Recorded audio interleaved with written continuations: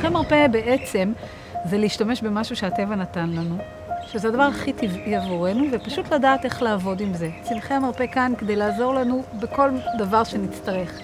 הרפואה המערבית לא תמיד יש לה תשובות, ולכן ככל שהמחלות הופכות ונהיות מחלות קשות יותר מבחינת ההתמודדות, העולם עובר לרפואה טבעית ומתחילים לחפש תשובות בתזונה, בצמחי מרפא.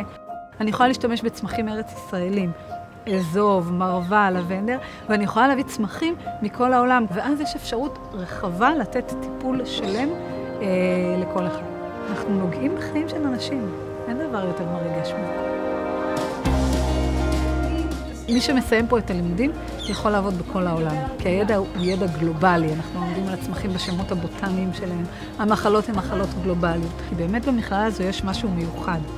משהו באווירה, משהו בצוות ומשהו בסטודנטים.